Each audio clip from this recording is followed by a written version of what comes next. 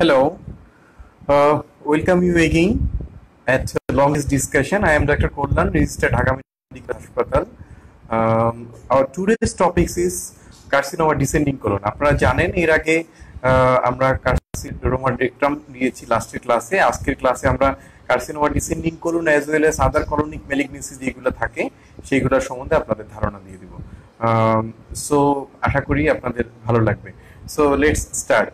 আচ্ছা, প্রথমেই আমরা কলোনিক ম্যালিগনেন্সি পড়ার আগে আমাদেরকে যেগুলো জানতে হবে, একটু কোলনের অ্যানাটমি ফিজিওলজি সম্বন্ধে একটু আইডিয়া নিতে হবে। আচ্ছা, তাহলে প্রথমে যদি আমরা বলতে থাকি যে লার্জ ইন্টেস্টাইন দেখেন, লার্জ ইন্টেস্টাইন কোথা থেকে শুরু হচ্ছে? Caecum, ascending colon, hepatic flexure, transverse colon, then splenic flexure, then descending colon, followed by sigmoid colon and rectum, তাই না? আচ্ছা, এরপরে অ্যানাল ক্যানাল অ্যানাস। এই টোটাল লেন্থটা হচ্ছে 135 সেন্টিমিটার অ্যাবাউট। ওকে, এখন যদি পরবর্তী বিষয়ে আমরা আলোচনা করি যে এটার ব্লাড সাপ্লাই কি, আমরা ইন শর্টে এগুলো বলে দিব যে দেখেন ব্লাড সার্কুলেশন আসে থেকে, একটা হচ্ছে সুপিরিয়র মেজেন্টেরিক টেরিটরি আর একটা হচ্ছে ইনফিরিয়র মেজেন্টেরিক টেরিটরি। তাহলে সুপিরিয়র মেজেন্টেরিক টেরিটরি থেকে যেটা আসে, দেখেন সুপিরিয়র মেজেন্টেরিক আর্টারি যে আইলিওকোলিক আর্টারি একটা, এগুলো খুব ইম্পর্টেন্ট, কিন্তু এগুলো শুনবেন, না হলে কিন্তু কলোনিক ম্যালিগনেন্সি বুঝতে পারবেন না। আইলিওকোলিক আর্টারি, রাইট কলিক আর্টারি, দেন হচ্ছে মিডল কলিক আর্টারি, তারপর হচ্ছে এইটা কিন্তু সবগুলাই হচ্ছে সুপিরিয়র মেজেন্টেরিক আর্টারির ব্রাঞ্চ। তারপরে শুরু হলো inferior mesenteric artery territory. Inferior mesenteric আর্টারির ফার্স্ট ব্রাঞ্চ হচ্ছে left colic artery, then multiple sigmoid branches followed by superior rectal artery. এই পর্যন্ত কিন্তু ইনফিরিয়র মেজেন্টেরিক আর্টারি শেষ হয়ে যাচ্ছে। তাহলে দেখেন আইলিওকোলিক আর্টারি টার্মিনাল আইলিয়ামের 15 to 20 centimetre as well as caecum ascending colon এটা সাপ্লাই দিয়ে থাকে। আর হচ্ছে যেটা রাইট কোলিক সেটাও আপনার সিকাম অ্যাসেন্ডিং কোলন সাপ্লাই দিয়ে থাকে। আর মিডল কোলিকের যেটা আর্টারিটা সেটা ইউজুয়ালি আপনার transverse colon as well as hepatic flexure splenic flexure supply দিয়ে থাকে। তাছাড়া ইনফিরিয়র মেজেন্টেরিক আর্টারি যেটা first branch left colic artery, সেটা স্প্লেনিক ফ্লেক্সার আবার ডিসেন্ডিং কোলন এটা সাপ্লাই দিয়ে থাকে। আর মাল্টিপল সিগময়েড ব্রাঞ্চ সিগময়েড কোলনকে সাপ্লাই দিয়ে থাকে। আর সুপিরিয়র রেকটাল আর্টারি যেটা ইনফিরিয়র মেজেন্টেরিক আর্টারি কন্টিনিউশন, সেটা কিন্তু আপনার রেকটামের বেশিরভাগ ব্লাড সার্কুলেশনই এটা থেকে আসে। ভেনাস ড্রেনেজও কিন্তু আপনার এটাকে ফলো করে। এখন দেখেন যদি আমরা লিমফেটিক্সটা আলোচনা করেন, যেহেতু আমরা ম্যালিগনেন্সি পড়ছি, লিমফেটিক্স সম্বন্ধে কিন্তু ভালো আইডিয়া থাকতে হবে। লিমফেটিক্স গুলা কিন্তু, কারণ দেখেন প্রত্যেকটা ম্যালিগনেন্সি কি লিম্ফোভাস্কুলার ইনভেশন, এই টার্মটা মনে রাখবেন। এই লিম্ফোভাস্কুলার ইনভেশন ক্লিয়ারেন্স কিন্তু আমাদের প্রথম এম থাকে। এই জন্যই আমাদের দেখেন কতটা পরবর্তীতে আলোচনা করব যে কতটুকু রিজিয়ন মিলে আপনার এক্সিশনটা হয়, তাই না? এখন দেখেন আমরা যেখানে ছিলাম, এই যখন লিমফেটিক্সটা বলবেন তখন কিভাবে বলবেন যে ইপিকলিক, প্যারাকলিক, ইন্টারমিডিয়েট আর একটা হচ্ছে প্রিন্সিপাল লিম্ফ নোড ট্র্যাক। তার মানে অ্যালং দা ভাস্কুলার সাপ্লাই এই লিম্ফ নোড গুলা থাকে, ইপিকলিক, প্যারাকলিক, ইন্টারমিডিয়েট কলিক আর একটা হচ্ছে প্রিন্সিপাল লিম্ফ নোড গ্রুপ। আচ্ছা, তাহলে আমরা মোটামুটি অ্যানাটমিটা চলে গেলাম। এরপর হচ্ছে ফাংশন। দেখেন কোলনের কিন্তু একটা মেইন ফাংশন হচ্ছে ওয়াটার অ্যাবজর্পশন।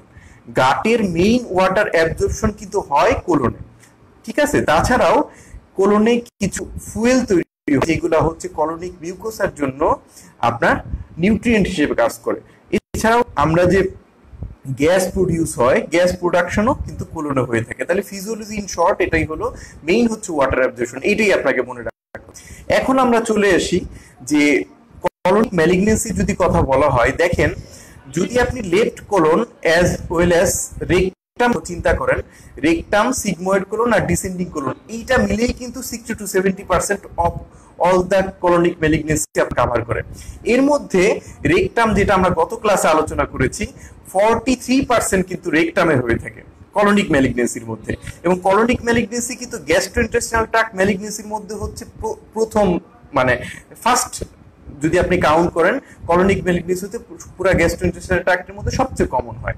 তাহলে কলোনিক ম্যালিগনেন্সির মধ্যে রেকটাম হয় 43%, অ্যাবাউট 23% হয় আপনার সিগময়েড কোলন, ডিসেন্ডিং কোলন 5.5%, আপনি বলতে পারেন সিকামে হয় 12.5% অলমোস্ট, এবং রেক্টোসিগময়েড জাংশনে কিন্তু 5% হয়ে থাকে, অ্যাসেন্ডিং কোলনে এরকম 4 to 5% হয়ে থাকে, আপনার ট্রান্সভার্স কোলনেও 4 to 5% এরকম হয়ে থাকে। তাহলে দেখেন এই ফ্রিকোয়েন্সিটা যদি জেনে থাকেন তাহলে দেখেন রেকটাম, সিগময়েড কোলন আর একটা হচ্ছে ডিসেন্ডিং কোলন, এইটা মিলেই কিন্তু 70% আপনার কভার করে ফেললো। তাহলে দেখেন আমরা এই লেফট সাইডেড কলোনিক টিউমারের কতটা ইম্পর্টেন্স।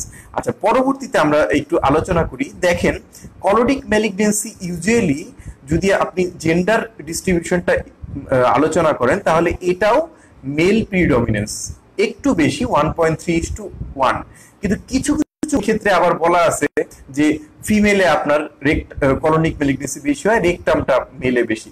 যাই হোক, আপনি যেটা মনে রাখবেন যে মেলেই বেশি হয়ে থাকে 1.3:1 আপনার মেল ফিমেল ডিস্ট্রিবিউশন, এবং আফটার 50 ইয়ার্স এই কলোনিক ম্যালিগন্যান্সির চান্স আপনার বেড়ে যায়, এবং দেখবেন 6 to 7 ডিকেডে এই কলোনিক ম্যালিগন্যান্সির এবং 8 ডিকেডে কলোনিক ম্যালিগন্যান্সির মানে ডিস্ট্রিবিউশনটা একটু বেশি আকারে হয়ে থাকে। ঠিক আছে, তাহলে পরবর্তীতে আমরা যেটা যাব যে কলোনিক ম্যালিগন্যান্সির জন্য এটিওলজিক্যাল ফ্যাক্টরটা কি, আমরা এই জিনিসগুলো একটু তাড়াতাড়ি চলে যাই।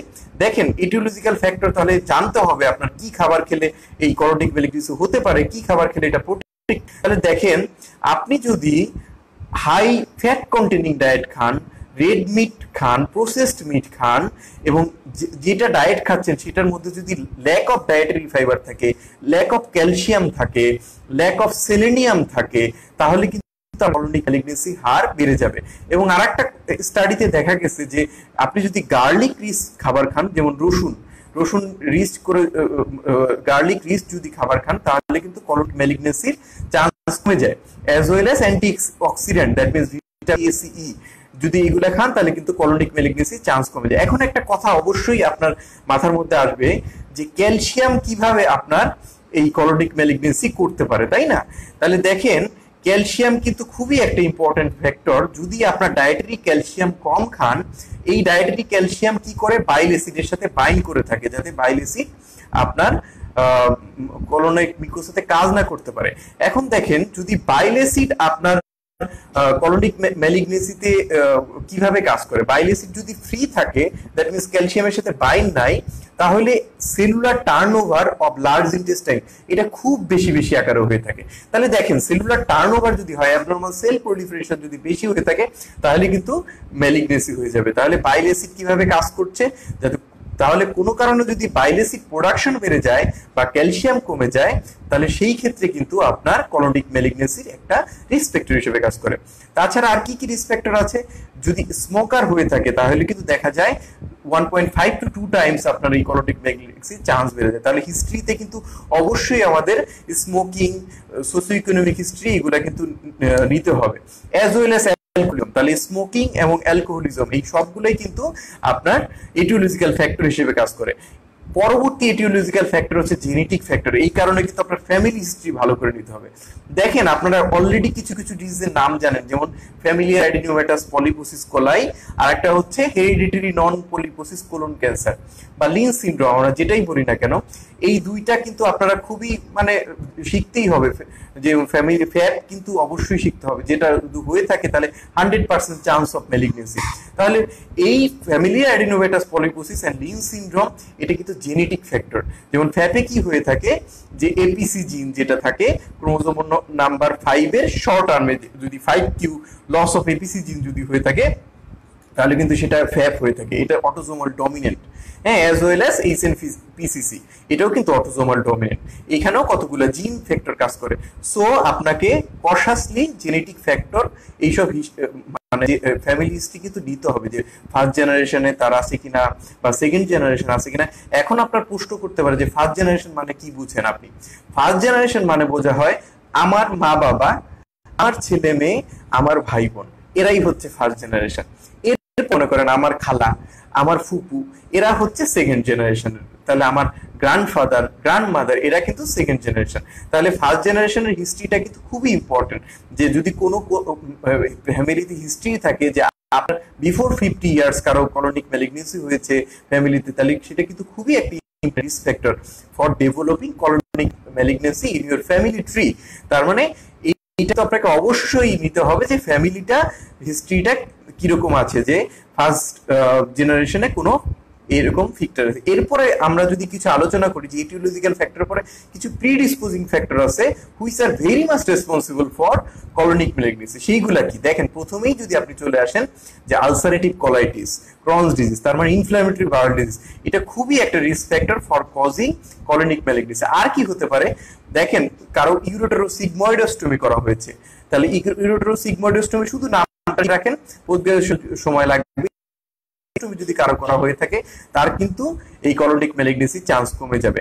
তাছাড়াও যদি কোনো কারণে আমি বলেছি যে বাইল অ্যাসিড যদি মেটাবলিজমে কোনো অল্টারেশন হয়, তাহলে দেখেন কারো কোনো পেশেন্টের যদি কোলেসিস্টেক্টমি করা হয়ে থাকে তার বাইল অ্যাসিড অল্টারেশন হবে। যদি ভ্যাগোটমি করা হয়ে থাকে বা gastric surgery, that means stomach surgery করা হয়ে থাকে, তাহলে কিন্তু তার বাইল অ্যাসিড মেটাবলিজম অল্টারেশন হবে। বাইল অ্যাসিড কি বলেছি, আগেই বলেছি, যেটা সেলুলার টার্নওভার বেশি বেশি করে, which will result in colonic ম্যালিগনেসি। তাহলে এইগুলা হচ্ছে আমাদের কি বললাম, প্রিডিসপোজিং ফ্যাক্টর, তাই না? তারপর এখন আমরা চলে যাই,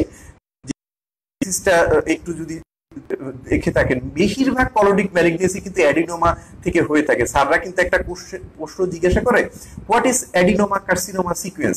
আপনারা ইন শর্টে বলে দেবেন যে যে লিশন ছিল অ্যাডিনোমা, এটা থেকে কার্সিনোমা হওয়ার যে প্রক্রিয়াটা, সেটাই হচ্ছে কার্সিনোমা সিকোয়েন্স। কতদিন সময় লাগে? ইউজুয়ালি 5 to 10 ইয়ার্স সময় লাগে। আর এটা কিভাবে হয়, তাহলে যদি আপনি খুব শর্টে মনে রাখেন, একটু ঝামেলার হিসাব দেখেন, আমি বলেছি না প্রথমে যে জিন, তাই না? যদি কোনো মিউটেশন ইন এপিসি জিন হয়, প্রথমে হচ্ছে মিউটেশন ইন এপিসি জিন বলবেন, এরপরে কি বলবেন, এপিসি জিনের পরে আপনার চলে আসবে হচ্ছে যে কি বলে এপিসি জিনের পরবর্তীতে চলে আসবে KRAS জিন, KRAS, এরপরে হচ্ছে P53 বা ডিসিসি জিন। আপনি জিনগুলোর নাম যদি মনে রাখতে পারেন রাখেন, এপিসি জিন, একটা হচ্ছে KRAS, P53, এই জিনগুলোই এখানে অ্যাডিনোমা কার্সিনোমা সিকোয়েন্স। এই জিনে যখন মিউটেশন হবে তখন অ্যাডিনোমা থেকে কার্সিনোমা ধীরে ধীরে ধীরে, that means low dysplasia, intermediate dysplasia, high dysplasia, তারপরে কার্সিনোমা ইন সিটু হয়ে ইনভেসিভ কার্সিনোমা কিন্তু হয়ে যাবে। তারপরে এখন দেখেন আমরা যদি পরবর্তী আলোচনা করি যে প্যাথোলজিটা একটু যদি দেখেন যে ম্যাক্রোস্কোপিক কি কি ভ্যারাইটি আছে, ইন শর্টে আমরা আগেই বলেছি, তারা তাড়াতাড়ি চলে যাই। একটা হচ্ছে annular, that means circumference, whole circumference involve করছে অ্যানুলার, একটা হচ্ছে টিউবুলার, একটা হচ্ছে আলসারেটিভ কলিফ্লার। এর মধ্যে টিউবুলার যেটা, সেটা রাইট কোলনে বেশি হয়, অ্যানুলারটা আপনার লেফট কোলনে বেশি হয়ে থাকে, as well as ulcerative variety, এটা কিন্তু লেফট কোলন এবং রেকটামে বেশি হয়ে থাকে, আলসারেটিভ ভ্যারাইটি এবং অ্যানুলার ভ্যারাইটিটা। আর টিউবুলার ভ্যারাইটিটা এটা সাধারণত রাইট কোলনে বেশি হয়ে থাকে। ঠিক আছে, তাহলে অ্যানুলার, টিউবুলার, আলসারেটিভ, কলিফ্লার হচ্ছে চারটা ম্যাক্রোস্কোপিক ভাগ। এছাড়া মাইক্রোস্কোপিক আমরা যেটা জানতে হবে যে কোলনের ম্যালিগনেন্সি মানেই হচ্ছে বেশিরভাগ ক্ষেত্রে অ্যাডিনোকার্সিনোমা, আমি বলেছি। এরপরে ডিফারেন্সিয়েশন অনুযায়ী ওয়েল ডিফারেন্সিয়েটেড হতে পারে, পোরলি ডিফারেন্সিয়েটেড হতে পারে, বাই ইন্টারমিডিয়েট ডিফারেন্সিয়েশন সেটাও হতে পারে। এখন দেখেন যে স্প্রেড অফ কোলন ক্যান্সারটা কিভাবে হয়। তার মানে স্প্রেড অফ কোলন ক্যান্সার যদি আপনাকে জিজ্ঞাসা করে, আপনি তখন বলবেন কিভাবে স্প্রেড হয়। একটা হচ্ছে লোকাল স্প্রেড, একটা হচ্ছে হেমাটোজেনাস স্প্রেড, একটা হচ্ছে লিমফেটিক স্প্রেড, আর একটা হচ্ছে ট্রান্সসিলোমিক বা ট্রান্সপেরিটোনিয়াল স্প্রেড। তাহলে দেখেন লোকাল স্প্রেড কিভাবে হয়। লোকাল স্প্রেড মানে সার্কামফারেন্সিয়াল স্প্রেড হতে পারে বা ট্যানজেনশিয়াল ভার্টিক্যাল স্প্রেড হতে পারে। তাহলে সার্কামফারেন্স আগে বলেছি 1/4 সার্কামফারেন্স ইনভলভ করতে লাগে 6 মান্থ, আর ফুল সার্কামফারেন্স ইনভলভ করতে লাগে 18 থেকে 24 মাস। আচ্ছা, সার্কামফারেন্স ইনভলভমেন্টটা খুবই ইম্পর্টেন্ট। প্রক্সিমাল এবং ডিস্টাল লংগিটিউডাল স্প্রেডও কিন্তু হয়ে থাকে। এরপরে যদি আসেন যে হেমাটোজেনাস স্প্রেড, তাহলে দেখেন এখানে হেমাটোজেনাস স্প্রেড দিয়ে কোথায় কোথায় যায়, লিভারে যাবে, লাংসে যাবে, অ্যাড্রিনাল গ্ল্যান্ডে যাবে, ব্রেইনে যাবে, বোনসে যাবে। তাহলে দেখেন লিভারে যাবে পোর্টাল ভেইন দিয়ে, আর আপনার লাংসে যাবে কোন ভেইন দিয়ে? লাংসে যাবে লাম্বার ভেইন অথবা ভার্টিব্রাল ভেইন দিয়ে। আপনাদের প্রশ্ন থাকলে আপনারা প্রশ্ন করবেন, আমি পরে দেখে অ্যান্সার দিয়ে দিব, যেহেতু আমাদের এখানে খুব বেশি ইন্টারাকশনের সুবিধা নেই। যাই হোক, পরবর্তী কথা হচ্ছে লিমফেটিক স্প্রেড। জানেন আমি লিমফেটিক সাপ্লাইটা অলরেডি বলেছি, অ্যালং দ্য ভাস্কুলার ডিস্ট্রিবিউশন এটা লিমফেটিক সাপ্লাই চলে যায়। আর ট্রান্সসিলোমিক স্প্রেড আপনার কার্সিনোমেটোসিস পেরিটোনি বা ওমেন্টাম একটা ডিপোজিট হয়, সেটা হচ্ছে টিউমার সেল এক্সফোলিয়েশন হয়ে হয়ে আপনার এই ট্রান্সইলুমিক স্প্রেডটা হয়ে থাকে। এরপরে যদি আমরা চলে যাই যে সাইন সিমটমটা কি, সাইন সিমটম বলেই আমরা প্রেজেন্টেশন শুরু করে দেবো। দেখেন সাইন সিমটম কিন্তু কলোনিক ম্যালিগনেন্সির ক্ষেত্রে এক একটা সাইট অনুযায়ী ভ্যারি করবে। Site and presence of obstruction and presence of metastasis, তিনটা ফ্যাক্টর, হ্যাঁ, যে একটা হচ্ছে সাইটের অনুযায়ী, একটা হচ্ছে প্রেজেন্স অফ অবস্ট্রাকশন আর প্রেজেন্স অফ মেটাস্টেসিস। তাহলে দেখেন যদি আপনি রাইট কোলন থেকে আপনি শুরু করেন, তাহলে দেখেন রাইট কোলনিক ম্যালিগনেন্সি কি নিয়ে প্রেজেন্ট করে। আপনারা প্রথমেই বলবেন স্যার আনএক্সপ্লেইনড প্রোগ্রেসিভ অ্যানিমিয়া। অ্যানিমিয়ার কারণে কি হয়, টায়ার্ডনেস থাকে, লেথার্জি থাকে, ডিসনিয়া হতে পারে, তাই না? তারপরে সাইনের মধ্যে আপনি কয়লোনাইকা পেতে পারেন, that means iron deficiency anaemia যেগুলোতে পাওয়া যায়, কয়লোনাইকা পেতে পারেন, গ্লসাইটিস পেতে পারেন, চিলিওসিস পেতে পারেন, তাই না? এখন দেখেন তাহলে প্রথম বলবেন যে আনএক্সপ্লেইনড অ্যানিমিয়া। দুই নাম্বার কি বলবেন, দুই নাম্বার বলবেন রাইট আইলিয়াক ফোসা মাস, দুই নাম্বার। তিন নাম্বার কি বলবেন, তিন নাম্বার বলবেন হচ্ছে ডিসপেপসিয়া। তাহলে ডিসপেপসিয়া নিয়েও কিন্তু রাইট এই কার্সিনোমা অ্যাসেন্ডিং কোলন এটা আপনার প্রেজেন্ট করতে পারে, তিন নাম্বার। চার নাম্বার কি নিয়ে প্রেজেন্ট করতে পারে, চার নাম্বার হচ্ছে ফিচার্স অফ অ্যাকিউট অ্যাপেন্ডিসাইটিস নিয়েও কিন্তু এই কলোনিক রাইট কার্সিনোমা সিকাম আপনার প্রেজেন্ট করতে পারে। তাহলে মনে থাকবে একটা হচ্ছে আনএক্সপ্লেইনড অ্যানিমিয়া, আর একটা হচ্ছে ডিসপেপসিয়া, রাইট আইলিয়াক ফোসা মাস, এবং পরেরটা হচ্ছে আপনার কি বললাম ফিচার্স অফ অ্যাকিউট অ্যাপেন্ডিসাইটিস। এখন কথা হচ্ছে স্যার এখানে অবস্ট্রাকশন হয় না, অবস্ট্রাকশন হতে পারে যদি আপনার বড় গ্রোথ হয়ে যায়, কিন্তু ইউজুয়ালি লেফট সাইডে অবস্ট্রাকশন কমন, রাইট সাইডে obstruction is less common in comparison with left side. তাহলে এই পরবর্তী কোশ্চেন হবে কেন রাইট সাইডে আনকমন? তখন আপনারা বলবেন কয়টা রিজন। একটা হচ্ছে রাইট সাইডে ডায়ামিটার হচ্ছে সিকামের ডায়ামিটার বেশি, 7.5 সেন্টিমিটার কিন্তু ডায়ামিটার। আর সেকেন্ড রিজন হচ্ছে এইখানে যে ইফ্লুয়েন্টটা থাকে সেটা থাকে লিকুইড অর সেমি সলিড, এখানে এই কারণে এখানে অবস্ট্রাকশনটা কম হয়। আর লেফট সাইডে কলোনিক ডায়ামিটার কম, এখানে সলিড ফিকাল ম্যাটার থাকে, এই কারণে অবস্ট্রাকশন ওইখানে বেশি হয়, তাই না? এছাড়াও সাইনসিটো মেটাস্টেসিস থাকে, সেটা সবখানেই থাকতে পারে, আমি বলে সবকিছু নিয়ে। তাহলে দেখেন আর যদি ট্রান্সভার্স কোলন কি নিয়ে প্রেজেন্ট করতে পারে, এইখানেও নিয়ে পেশেন্ট প্রেজেন্ট করে, অ্যানিমিয়া নিয়ে পেশেন্ট প্রেজেন্ট করতে পারে। আর left colon that means descending কোলনে কি দিয়ে প্রেজেন্ট করবে, এইটা কিন্তু খুবই ইম্পর্টেন্ট একটা ফ্যাক্টর। দেখেন ডিসেন্ডিং কোলনে পেশেন্ট প্রথম কথাই বলবেন যে alteration of the bowel habit. কি রকম অল্টারেশন হবে, যে পেশেন্ট হচ্ছে ফ্রিকুয়েন্ট কনস্টিপেশন বলবে, কনস্টিপেশন ফলোইং ডায়রিয়া। মানে এখানে কেন ডায়রিয়া হচ্ছে, মনে করেন কনস্টিপেশনের কারণে এখানে ফলস ডায়রিয়া হয়, কনস্টিপেশনের কারণে মানে পেছনের দিকে তো কিছু জমতেছে, তার মানে যখন কনস্টিপেশনটা একটু রিজলভ হয়ে যায় তখন ওভারফ্লো হয়, তার মানে constipation is followed by diarrhoea. তার মানে ঠিক আছে, তাহলে alteration of the bowel habit কিরকম বলবেন, যে কনস্টিপেশন হবে বেশিরভাগ সময়ে এবং constipation is followed by diarrhoea, এবং পেশেন্ট দেখবেন বেশি পরিমাণে আপনার ল্যাক্সিটিভ খাওয়া শুরু করবে। তাহলে এক number alteration of the bowel habit. দুই নাম্বার প্রেজেন্টেশন হচ্ছে পাররেক্টাল ব্লিডিং। তার মানে এখানে পাররেক্টাল যে ফ্রাঙ্ক ব্লাডও থাকতে পারে, মিক্সড উইথ স্টুলও থাকতে পারে, ব্লাড মিক্সড উইথ মিউকাসও থাকতে পারে। ওকে, তাহলে দুই নাম্বার হচ্ছে পাররেক্টাল ব্লিডিং। তিন নাম্বার হচ্ছে এখানে লেফট লয়েন মাস বা লেফট আইলিয়াক ফোসা মাস হিসেবেও আপনারা প্রেজেন্ট করতে পারে। চার নাম্বার হচ্ছে sign symptom of large gut obstruction. মানে লার্জ গাট অবস্ট্রাকশন যদি বলা হয় তাহলে কি বলবেন, যে কোলিক অ্যাবডোমিনাল পেইন, যেটা লোয়ার অ্যাবডোমিনালে হবে, হাইপোগ্যাস্ট্রিয়ামে হবে, তাই না? হাইপোগ্যাস্ট্রিক পেইন হবে, কোলিকি পেইন যেটা রেডিয়েট করবে হোল অ্যাবডোমেনে। তারপরে কি হবে, অ্যাবডোমিনাল ডিস্টেনশন বলবেন, কনস্টিটিউশন বলবেন, পরে ভমিটিং বলবেন। Cardinal sign symptom intestinal obstruction কিন্তু আপনাদের ফিল্ডে আস্ক কোশ্চেন। তাহলে চারটা যেটা বললাম যে abdominal distension, pain, constipation as well as vomiting, এই চারটা কিন্তু অবশ্যই আপনার মাথার মধ্যে রাখতে হবে। আমি তাহলে কি বললাম, alteration of the bowel habit, per rectal bleeding, তিন নাম্বার হচ্ছে আপনার iliac fossa mass or left loin mass, চার নাম্বার হচ্ছে sign symptom of intestinal obstruction. এবং দেখেন কার্সিনোমা রেকটাম তো আপনাদেরকে বলেই দিয়েছি। আর মেটাসিস যদি হয়ে থাকে, যেখানে মেটাসিস যদি লিভারে মেটাসিস হয় তাহলে সেই ক্ষেত্রে আপনার কি হতে পারে, জন্ডিস হতে পারে, হেপাটোমেগালি হতে পারে, অ্যাসাইটিস হতে পারে, তাই না? পেশেন্টের যদি প্রথমে দেখেন লিভারে মেটাসিস, পেশেন্টের অ্যানোরেক্সিয়া থাকতে পারে, নসিয়া থাকতে পারে, এইগুলো কিন্তু আপনার লিভার মেটাসিসের সাইন। আর লাংসে যদি হয় কাপ, চেস্ট পেইন, হিমোপ্টাইসিস এগুলো থাকবে। বোনে যদি হয় বোন পেইন থাকবে। ব্রেইনে যদি হয় কনফিউশন, কনসাসনেস লস হবে, এইগুলা কনভালশন, এইগুলো নিয়ে পেশেন্ট প্রেজেন্ট করতে পারে, তাই না? এখন তারপরে দেখেন পরবর্তী বললাম তো, এখন সাইন সিম্পটম বলে দিলাম। এখন দেখেন আমরা একটু প্রেজেন্টেশনে চলে যাই। তাহলে দেখেন আমরা সিনারিওটা এরকম ভাবে সাজাইতে পারি যে Mohammad Sirajul Karim, 60 years aged, male, Muslim, businessman hailing from Jadpur, presented to us with the complaints of alteration of the bowel habit for 1 year, pain in the left loin for 1 year, occasional pararectal bleeding for 6 months, as well as systemic feature যেটা বলবেন loss of appetite and weight loss for 6 months. তাহলে দেখেন কিভাবে বলবেন, according to the statement of the patient, he was reasonably well 1 year back, then he experienced alteration of the bowel habit in the form of constipation followed by diarrhea, and he felt need of increasing laxative. Then he again complains of pain in the left loin, which is dull, constant, dull, aching in nature, non-radiating,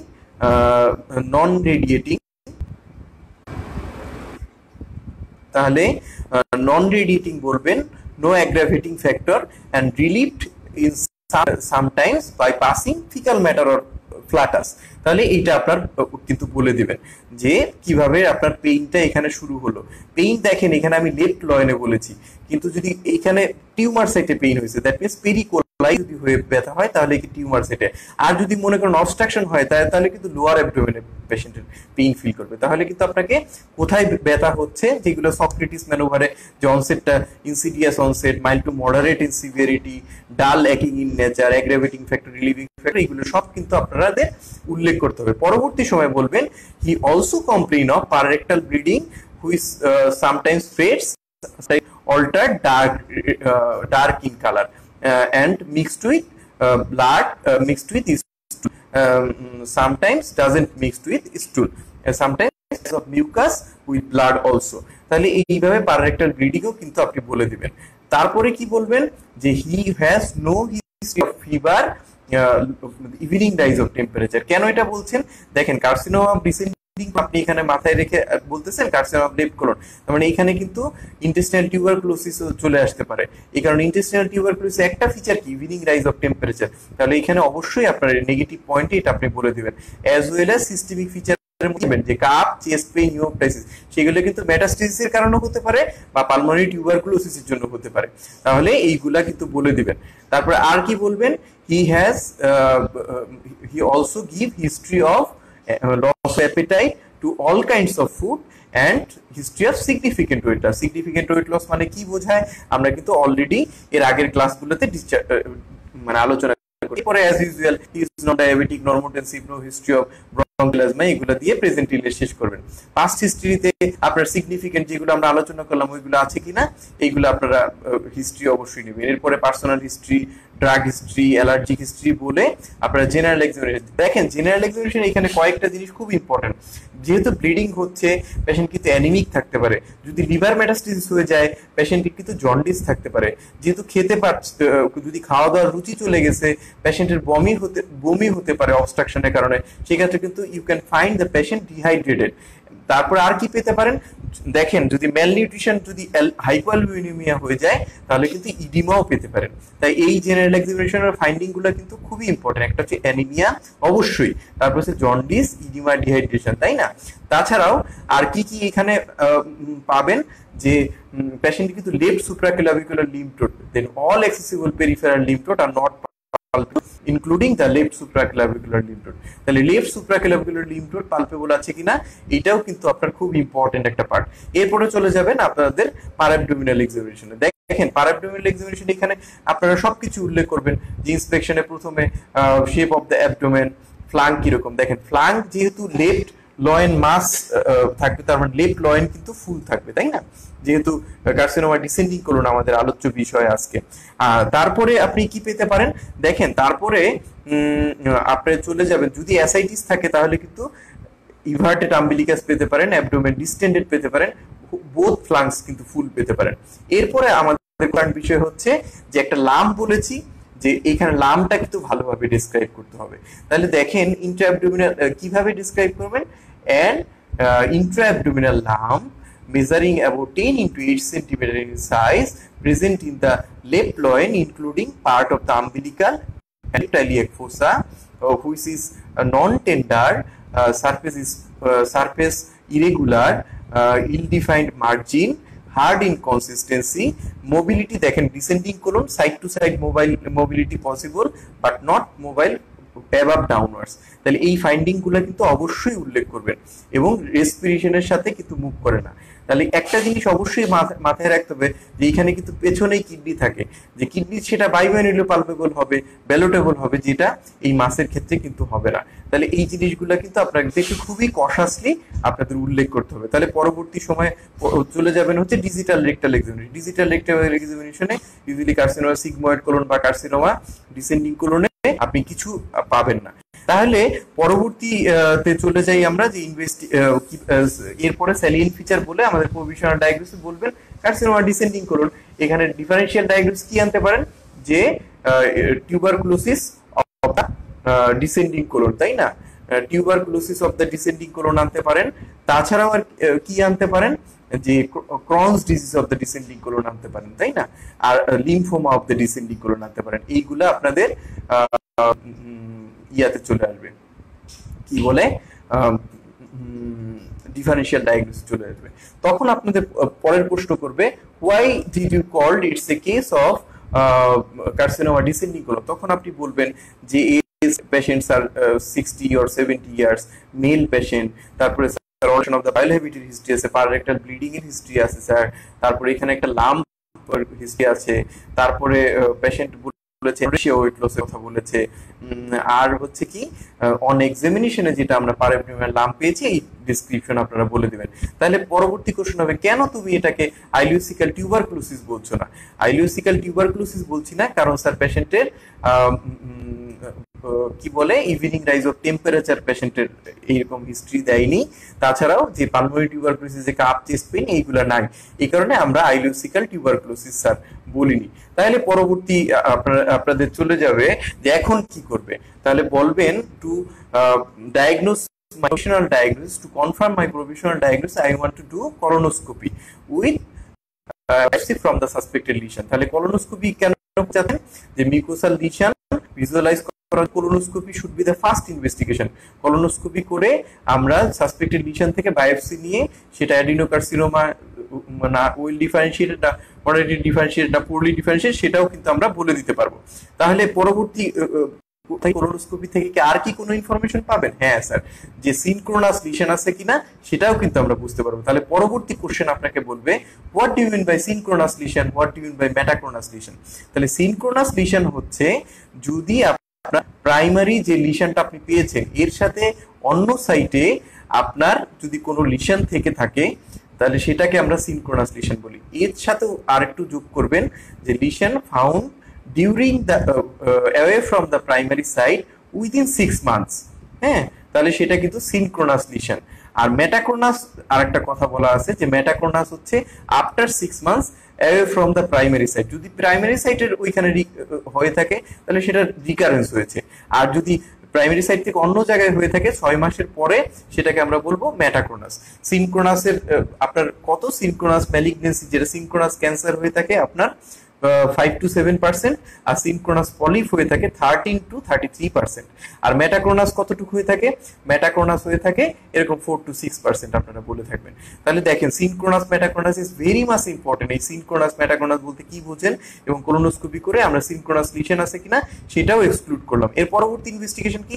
তখন বলবেন my diagnosis confirm, I want to stage the disease. তাহলে staging এর জন্য প্রথম investigation বলবেন ultrasound কি দেখতে চান, চেস্ট এক্স-রে দেখতে চান আপনি কোনো ক্যানোনবসিটি লাংসে মেটাস্টেসিস হয়েছে কিনা, আর হচ্ছে আল্ট্রাসোনোগ্রাফি করে আপনার লিভার কোনো ডিপোজিট আছে কিনা, অ্যাসিড আছে কিনা, বড় বড় লিম্ফ নোড যেগুলা এনলার্জ হয়েছে কিনা সেটা আপনি বুঝতে পারবেন। এরপরে ফর বেটার ডেলিনিয়েশন আপনি কি করবেন, একটা সিটি স্ক্যান অফ অ্যাবডোমেন করবেন। তাহলে সিটি স্ক্যান অফ অ্যাবডোমেন করে কি বুঝতে পারবেন, একটা হচ্ছে লোকো রিজিওনাল ইনভেশন আর একটা হচ্ছে লোকো রিজিওনাল। তাহলে দেখেন টিউমারটা কোনো সারাউন্ডিং অর্গানে ইনভেশন করেছে কিনা। That means surrounding organ invasion, যেমন এখানে ইউরেটার ইনভেশন করতে পারে, ইউরেটার ইনভেশন করলে আপনার হাইড্রো ইউরেটার হাইড্রোনেফ্রোসিস হতে পারে উপরে, এইগুলোও কিন্তু আপনি আলট্রাসোনোগ্রাফি বা সিটি স্ক্যান থেকে ভালো বুঝতে পারবেন, তাই না। এর পরবর্তীতে আপনি কোথায় চলে যাবেন, যে লিভারের মেটাস্টেসিস আছে কিনা, regional lymph node that means superior mesenteric lymph node বা কি বললাম right group of right iliac ফোসা, কি বলে যেগুলো সাপ্লাইং ভেসেল আছে ওই লিম্ফ নোড গুলোও কিন্তু আপনি বুঝতে পারবেন, তাই না। এরপরে চলে যাবেন যে আর কি ইনভেস্টিগেশন করবেন, যে আমরা সিটি টেস্টও করতে পারি স্যার। তাহলে আর কি কিছু করতে পারেন, তখন বলবেন স্যার বেরিয়াম যেটা এনেমা, বেরিয়াম এনেমা আগে কিন্তু করতো। তাহলে দেখেন এখন আর কোলোডোস্কোপি আসার বেরিয়াম এনামার খুব দরকার নেই। তাহলে বেরিয়াম এনামা করলে কি ফাইন্ডিং পাবেন, আপনি বলবেন apple core appearance with persistent filling defect with upper and lower shouldering, তাহলে এইটা হচ্ছে বেরিয়াম এনামাতে পাবেন। তাহলে বেরিয়াম এনামা এইগুলো হয়ে গেল। পরবর্তী ইনভেস্টিগেশন থেকে স্টেজিং কমপ্লিট হয়ে গেল, তাই না। এখন ইফেক্ট অফ দ্য ডিজিজ দেখতে হবে না। তাহলে ইফেক্ট অফ দ্য ডিজিজ দেখার জন্য পেশেন্টের লিভার ফাংশন টেস্ট আপনি করবেন।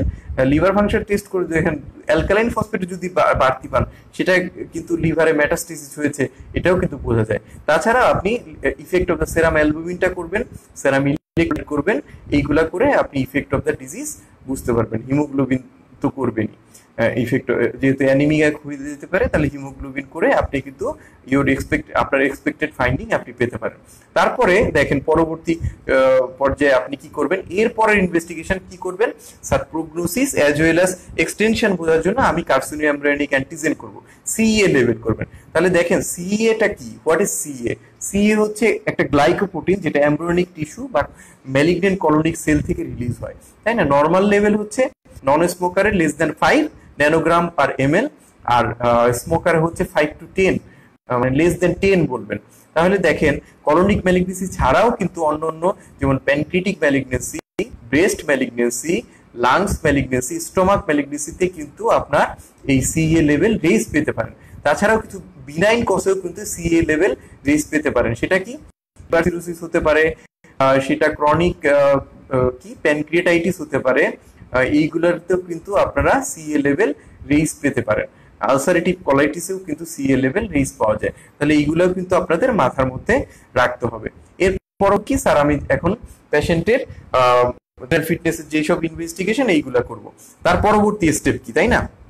তখন আপনাকে আমি স্টেজিংটা একটু ইন শর্টে বলে দিই, যে স্টেজিং ডিউক্স স্টেজিং বলবেন আর টিএনএম স্টেজিং, কোলোরেক্টাল ম্যালিগনেন্সি সবগুলো একই সাথে। ডিউক্স কি, ডিউক্স A B C D, D কিন্তু অরিজিনাল ডিউক্সে বলা নাই, সির মধ্যে C1 C2। এ হচ্ছে tumour confined within the colonic ওয়াল, এখানে তো আপনি রেক্টাল ওয়াল বলা যাবে না, এখানে বলবেন tumour doesn't beyond the muscularis প্রক্রিয়া, হ্যাঁ। আর tumour invade beyond the muscularis propria but doesn't involve the local lymph node, সেটা হচ্ছে ডিউক্স বি। আর ডিউক্স দেখেন C1 হচ্ছে রিজিওনাল লিম্ফ নোড ইনভলভ করছে, but apical lymph node negative, সেটা হচ্ছে C1। আর C2 হচ্ছে এপিক্যাল লিম্ফ নোড পজিটিভ।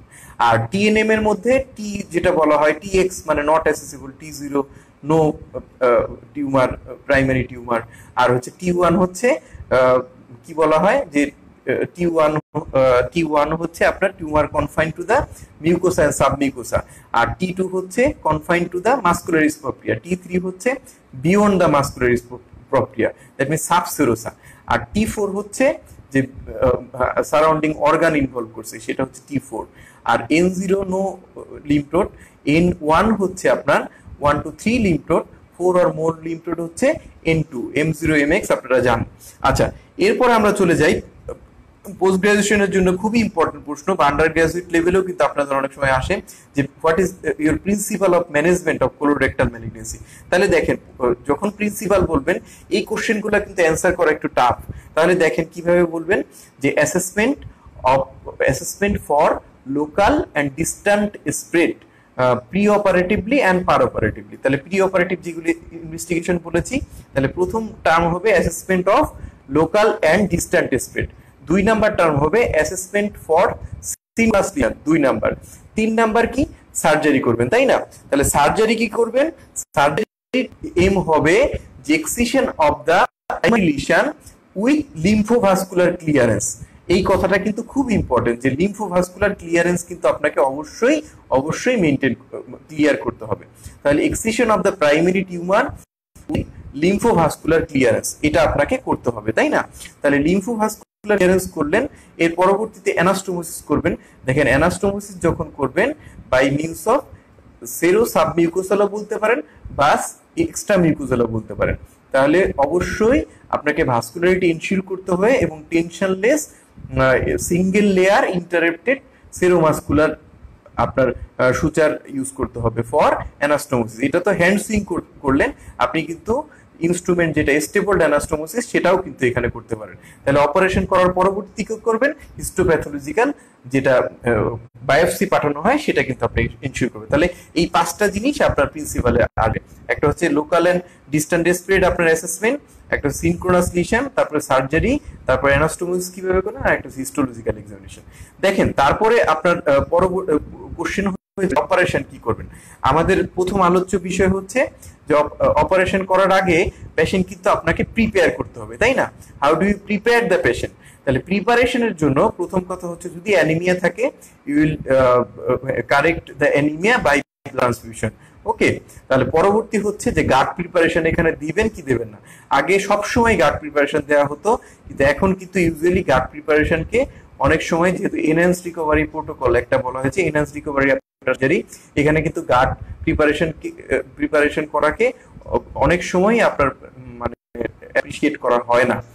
তাহলে দেখেন কেন অ্যাপ্রিশিয়েট করা হয় না। ইউজুয়ালি দেখেন কলোনিক ম্যালিগনেন্সি রিসেকশন করলেন, অ্যানাস্টোমোসিস করার পরে যদি টেকনিক্যাল ফেলিওর না হয়, ইউজুয়ালি যখন আমরা খাবার শুরু করি that means third period onward, fifth six post operative ডেতে যে আপনার এই কলোনিক অ্যানাস্টোমোসিস সেটা অ্যানাস্টোমোসিস লিক হয়ে থাকে। তাহলে দেখেন আপনি যখন খাবার শুরুই করলেন তাহলে তখন তো আর গার্ড প্রিপারেশনের কোনো ভূমিকা নেই। তাহলে যদি টেকনিক্যাল ফেলিওর যদি আপনি সাউন্ড অ্যানাস্টোমোসিস করেন তাহলে একমাত্র আপনার সাউন্ড অ্যানাস্টোমোসিস, তাহলে গার্ড প্রিপারেশনের কোনো ভূমিকা এখানে দেখেন এটা নাই। এই কারণেই গার্ড প্রিপারেশনকে আপনার অ্যাপ্রিশিয়েট করা হয় না। তারপরেও গার্ড প্রিপারেশন সম্বন্ধে আপনাদের একটু জেনে রাখতে হবে যে 3 ডেজ প্রিপারেশন, যে 3 ডেজ বিফোর সার্জারি আপনি কি করবেন?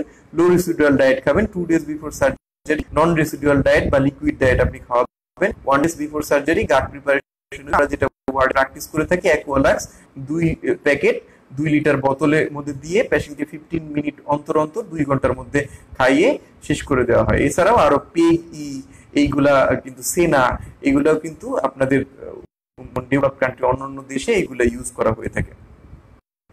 তাহলে এইটা হচ্ছে আপনার গার্ড প্রিপারেশন। দেখেন এটা তো মেকানিক্যাল প্রিপারেশন, এর সাথে কিন্তু একটা mechanical preparation as well as পেশেন্টকে কিন্তু অ্যান্টিবায়োটিক প্রোফাইলেক্সিসও দিতে হবে। দেখেন প্রোফাইলেকটিক অ্যান্টিবায়োটিক কথা বলা হচ্ছে কখন দিবেন বা কি দিবেন। প্রোফাইলেকটিক অ্যান্টিবায়োটিক হিসেবে এখানে দিবেন 3rd generation cephalosporin plus anaerobic কাভারেজের জন্য মেট্রোনিডাজল ইনজেক্টেবল, তাই না? কখন দিবেন? কোনো বইতে বলা হয় প্রায়র টু ইনটিউবিউশন, জাস্ট আফটার ইনটিউবিউশন কোনো বইতে বলে, যে কোনো একটা বললেই আপনার হবে। তাহলে দেখেন প্রোফাইলেকটিক অ্যান্টিবায়োটিক বলা হয়েছে যে আপনি 24 আওয়ার্স দিলেই হয়, কিন্তু এখন স্টাডিতে বলেছে যে সিঙ্গেল ডোজ অর 3 ডোজ দুইটারই রেজাল্ট সমান। যাই হোক, আপনি প্রোফাইলেকটিক অ্যান্টিবায়োটিক আমরা ইউজুয়ালি দিয়ে থাকি 24 আওয়ার্স, কিন্তু যদি পেশেন্টের কন্টামিনেশন হয়ে থাকে অপারেশনের সময় তাহলে কিন্তু এই প্রোফাইলেকটিক অ্যান্টিবায়োটিকে আপনাকে 3 to 5 ডেজ কন্টিনিউ করতে হবে। তাহলে দেখেন অ্যান্টিবায়োটিক সম্বন্ধে এটাই। এর পরবর্তী প্রিপারেশন কি করবেন? পেশেন্টকে থ্রোম্বো প্রোফাইলেক্সিস কিন্তু দিতে হবে। দেখেন এই থ্রোম্বো অ্যাম্বুলিক প্রোফাইলেক্সিসের জন্য একটা হচ্ছে মেকানিক্যাল আছে, একটা হচ্ছে ফার্মাকোলজিক্যাল আছে। মেকানিক্যাল কি করতে পারেন? একটা হচ্ছে গ্রাজুয়েটেড কম্প্রেশন স্টকিংস, আর একটা হচ্ছে ইন্টারমিটেন্ট কাপ স্টকিংস, আপনি যেটা বলা হয় intermittent pneumatic compression, usually intermittent pneumatic compression কথা বলবেন।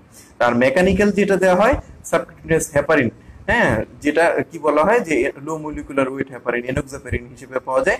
আপনি কিন্তু এটা অবশ্যই পেশেন্টকে দিয়ে দিতে হবে, না হলে পেশেন্টে কিন্তু থ্রোম্বোএম্বোলিক কমপ্লিকেশন হয়েও পেশেন্ট কিন্তু ম্যালিগনেন্সি যেহেতু ওনার যদি অবেসিটি থাকে তাহলে কিন্তু অবশ্যই আপনাকে এটা ফার্স্ট কনসার্নে আপনার আনতে হবে। তাহলে এর পরবর্তী প্রিপারেশন হয়ে গেলে এরপরে পেশেন্টকে কাউন্সিলিং করবেন। কাউন্সিলিং যেভাবে আমরা পয়েন্টগুলো বলে থাকি ওইগুলো বলার সাথে সাথে যেগুলো এক্সট্রা পয়েন্ট যে স্টোমা সংক্রান্ত আপনাকে কিন্তু অবশ্যই কাউন্সিলিং করতে হবে। আর যদি মনে করেন রেকটাল ডিসেকশন করতে হয় তাহলে কিন্তু erectile dysfunction, erectile impotence, that means erectile dysfunction বা ejaculatory dysfunction as well as bladder dysfunction, এইগুলো কিন্তু পেশেন্টের সাথে আপনাকে আলোচনা করে দেখবেন। এখন দেখেন স্টোমা সম্বন্ধে কিন্তু অবশ্যই বলে নিতে হবে যে এই সাইটে স্টোমা কেয়ার নার্স দিয়ে কিন্তু আপনাকে ভালো করে আলোচনা করে ফেলতে হবে। এরপরে কি অপারেশন করবেন দেখেন, থরোপরিধি কার্সিনোমা ডিসেন্ডিং কোলনের জন্য মানে আপনারা এখানে কতগুলো জিনিস জানতে হয়, কি অপারেশন করবেন, কোন ভেসেল বাঁধবেন, আর কি কি অর্গানের রিসেকশন করা লাগে। কার্সিনোমা ডিসেন্ডিং কোলনের অপারেশনের নাম হচ্ছে লেফট হেমিকোলেক্টমি। কি ভেসেল বাঁধবেন? ভেসেল বাঁধবেন প্রথমে প্রক্সিমাল টু ডিস্টাল আসি আমরা, ভেসেল বাঁধবেন left branch of the middle colic artery, left colic artery আর একটা sigmoid branch of the inferior artery, এইগুলা বাঁধবেন। এবং কি ফেলবেন দেখেন, left 1/3 of the transverse colon, splenic flexure, descending colon এবং সিগময়েড কোলন, এইগুলো ফেলে আপনার right 2/3 of the transverse colon যেটা আছে সেই কোলনটাকে রেকটামের সাথে কোলোরেক্টাল অ্যানাস্টোমোসিস করে দিবেন। এটাই হচ্ছে লেফট হেমিকোলেক্টমি আমাদের করা হয়। তাহলে দেখেন লেফট হেমিকোলেক্টমি করলে সিগময়েড কোলনেও কিন্তু আরেকটু যেটা এক্সটেন্ডেড লেফট হেমিকোলেক্টমি অনেক বইতে বলে, তাহলে সেই ক্ষেত্রে কিন্তু আপনার ইউজুয়ালি কি করা হয়, অনেক সময় রিজিওনাল এক্সিশনও করা হয়, দ্যাট মিন্স সিগময়েড কোলেক্টমি করা যায়। আর কনভেনশনাল যেটা বলতে পারেন এক্সটেন্ডেড লেফট হেমিকোলেক্টমি, সেটাতে কি করা হয়, মিডল এখানে হচ্ছে ইনফেরিয়র মেসেন্ট্রিক আর্টারি ফ্লাস্ট লাইগেশন করা হয় এবং মিডল কোলিক আর্টারির লেফট ব্রাঞ্চ আপনি পাবেন। তাহলে দেখেন এখানে কিন্তু আপার 1/3 অফ দ্য রেকটাম আপনি ফেলে দিতে হবে, সেই ক্ষেত্রে মিডল রেকটামের সাথে ট্রান্সভার্স কোলনের রাইট 2/3 এনে অ্যানাস্টোমোসিস করে ফেলবেন। তাহলে এটা হচ্ছে এক্সটেন্ডেড লেফট হেমিকোলেক্টমিতে এটা করা হয়। স্প্লেনিক ফ্লেক্সারের গ্রুপে দেখেন কি করা হয়, স্প্লেনিক ফ্লেক্সারের হাতে কিন্তু ডুয়াল স্কুল অফ থট আছে। কোন গ্রুপ বলে যে এক্সটেন্ডেড রাইট হেমিকোলেক্টমি করব, আর কোন গ্রুপ বলে লেফট হেমিকোলেক্টমি করব। দেখেন এক্সটেন্ডেড রাইট হেমিকোলেক্টমি আমি বলতেছি, এক্সটেন্ডেড রাইট হেমিকোলেক্টমি করলে তাদের যুক্তি হচ্ছে যে মোবিলাইজড আইলিয়ামের সাথে আমি রেকটামের অ্যানাস্টোমোসিসটা এটা মোর সিকিউর দেন লেফট হেমিকোলেক্টমিতে যেটা অ্যানাস্টোমোসিস করা হয়, কারণ কোলনকে তখন তো মোবিলাইজ করবে না, সেই অনেকেই এক্সটেন্ডেড রাইট হেমিকোলেক্টমিটাকে বেশি প্রিফার। তাছাড়াও আরো যুক্তি আছে যে অকেশনালি যে লেফট কোলিক of the 5% ক্ষেত্রে left colic branch of the inferior mesenteric artery absent থাকে। আরো বড় ব্যাপার হচ্ছে 22% ক্ষেত্রে মিডল কোলিক আর্টারি কিন্তু অ্যাবসেন্ট থাকতে পারে। খুবই আশ্চর্যের বিষয়, কিন্তু এটাও কিন্তু বইতে উল্লেখ করা আছে। সেক্ষেত্রে অনেকেই কিন্তু এক্সটেন্ডেড রাইট হেমিকোলেক্টমিটা স্প্লেনিক ফ্লেক্সার গ্রোথের ক্ষেত্রে পছন্দ করে। তাহলে দুইটাই অপশন আছে, লেফট হেমিকোলেক্টমি করতে পারেন বা এক্সটেন্ডেড রাইট হেমিকোলেক্টমি করতে পারেন। ট্রান্সভার্স কোলনের ক্ষেত্রে অপশন হচ্ছে ট্রান্সভার্স কোলেক্টমি করতে পারেন, কিন্তু অ্যানাস্টোমোসিস লিকেজের একটু বেশি ভয় থাকে, তাছাড়া এক্সটেন্ডেড রাইট হেমিকোলেক্টমি করতে পারেন।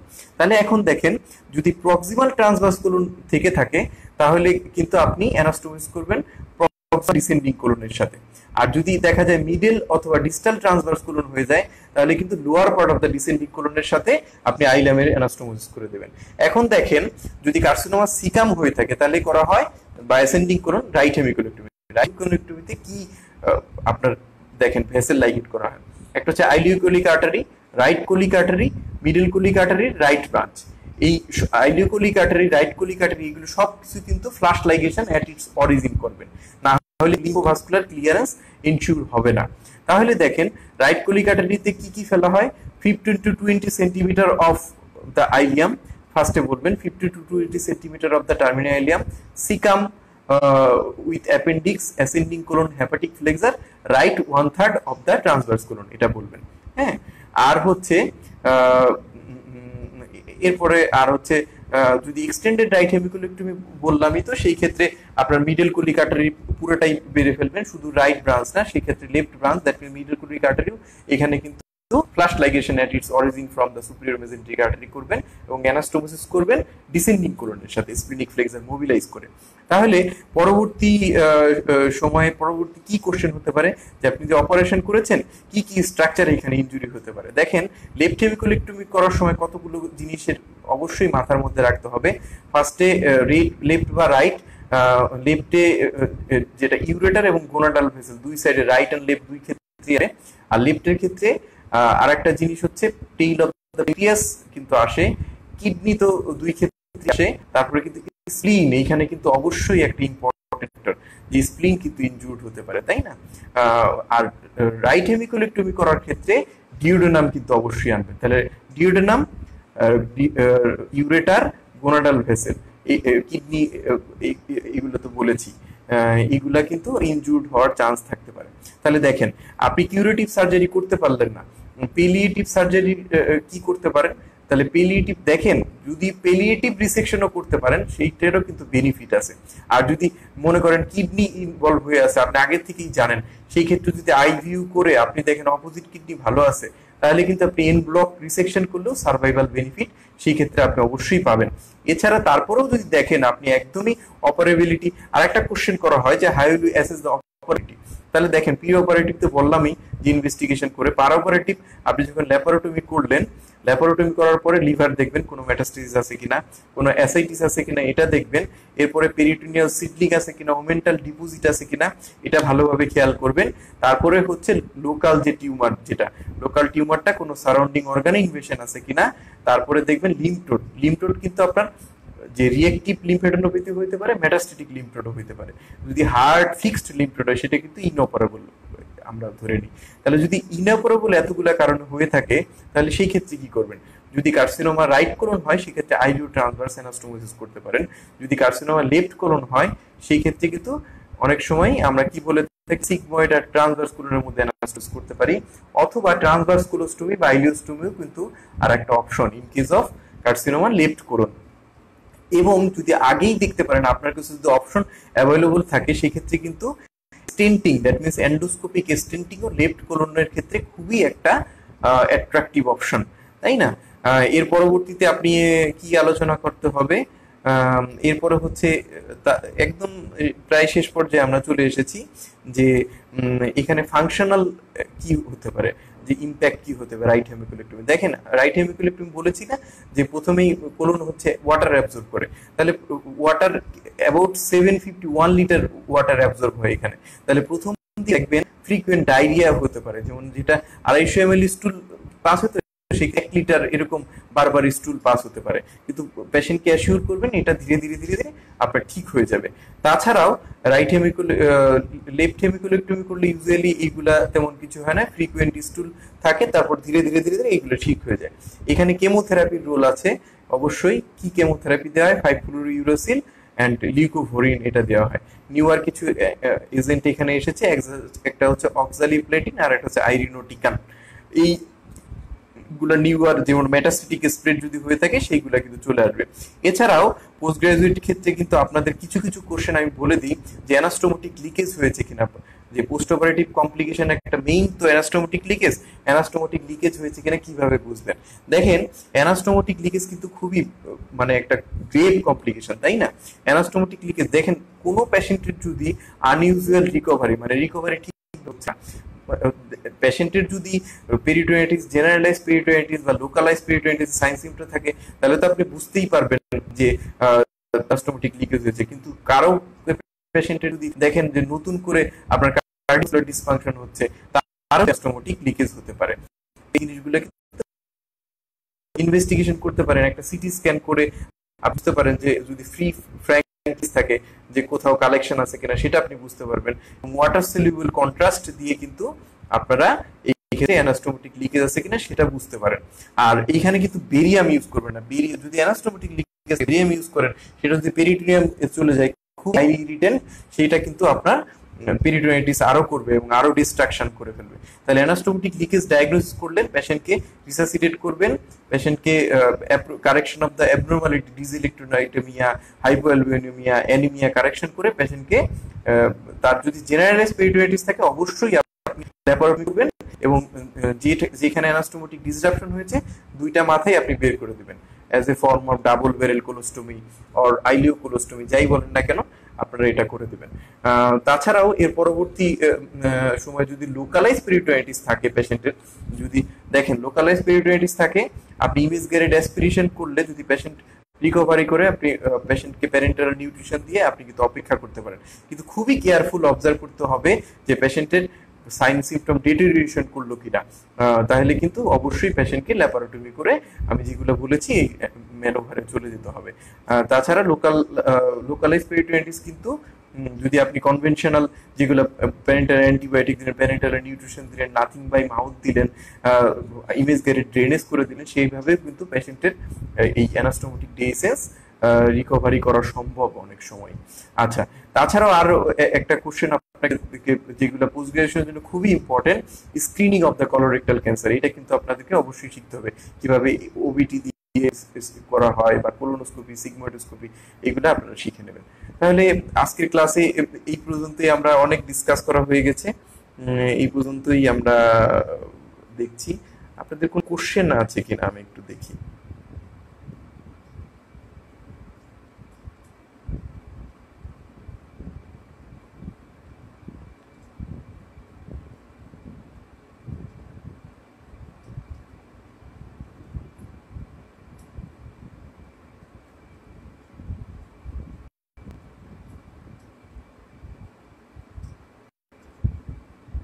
ওকে, থ্যাংক ইউ। আমার পরবর্তী ক্লাস হবে রাইট আইলিয়াক ফোসামাস। হোপ আপনারা প্রেজেন্ট থাকবেন।